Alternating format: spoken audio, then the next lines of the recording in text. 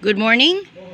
So, ideal gas equation is a useful illustration on the relationship of pressure, volume, temperature, and number of moles of a gas. If in the combined gas law, we combined two gas laws, particularly Boyle's law and Charles' law, the ideal gas law actually combines three different gas laws, and these are Boyle's law, Charles' law, and Avogadro's law. If you can recall, in Boyle's law, we said that volume is directly proportional to the inverse of pressure at N and T constant.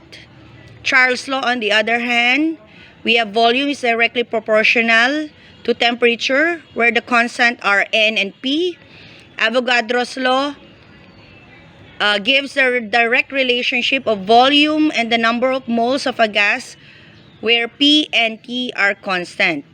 And when you combine these three laws, you will get V is directly proportional to the product of the number of moles of a gas and its temperature, but inversely proportional to the pressure of the gas. So let us now write the mathematical equation for the ideal gas law.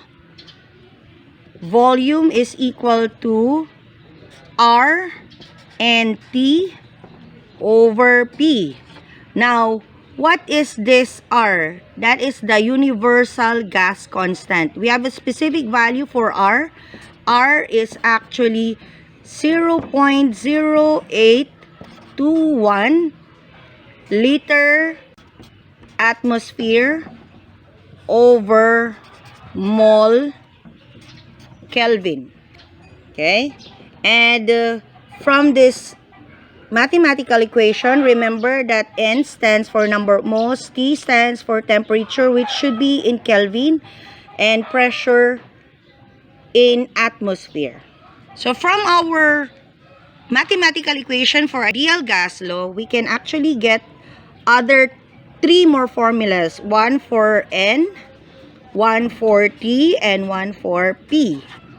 So how are we going to do it? First, you cross multiply this pressure to volume. Hence, you will have Vp is equal to R and T.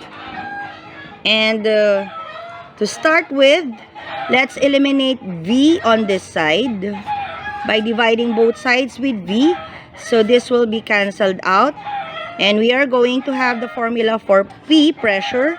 P is equal to universal gas constant R, number of moles N, and temperature T over V.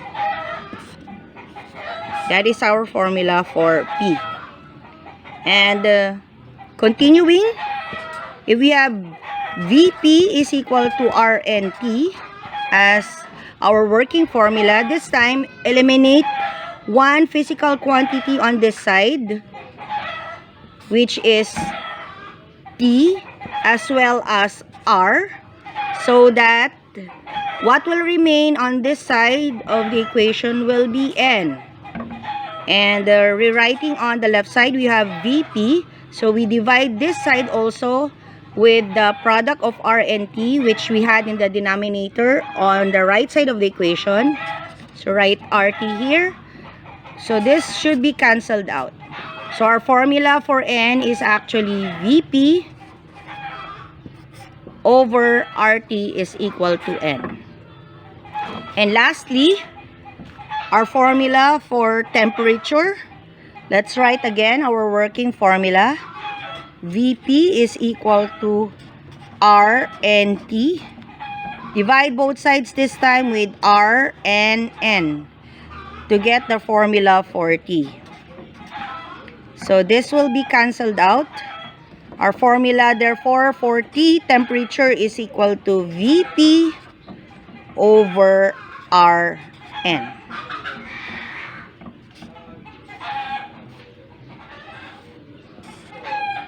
Okay?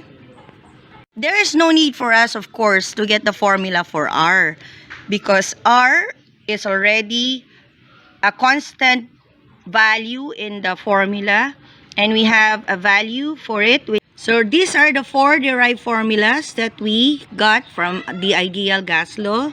One formula for volume, one formula for pressure, one formula for N, and one formula for T. And remember that R is the universal gas constant. Okay, let's take a look at this problem to apply the ideal gas law. What is the volume of a container that can hold 0.50 mole of a gas at 25 degrees Celsius and 1.25 atmosphere? So the given here in the problem are pressure, 1.25 atmosphere, the temperature, which is 25 degrees Celsius, and to convert it into Kelvin, just add 273. Then you will have 298 Kelvin as your working value for temperature, and the number of moles, which is 0.50 mole. Okay, class, so since we are looking for volume of the gas, we will have, or we will use the formula V is equal to R and T over P. So our R, with a value of 0.0821 liter atmosphere over mole Kelvin, times the number of moles, which is 0.50 mole, times the temperature in Kelvin value, 298 Kelvin, dividing it by the value of the pressure, 1.25 atmosphere. So what units will be cancelled out? This mole here cancels this mole there. Kelvin unit is cancelled by this Kelvin unit here. Same with atmosphere here, cancels the atmosphere unit in this denominator. So what's left will be liter, which is obviously the unit for the volume of a gas. And how will you do it? Just multiply 0.0821 to 0.50. Their product will be multiplied again to 298. And then dividing it totally with 1.25. Value for your volume will be 9.8 liters.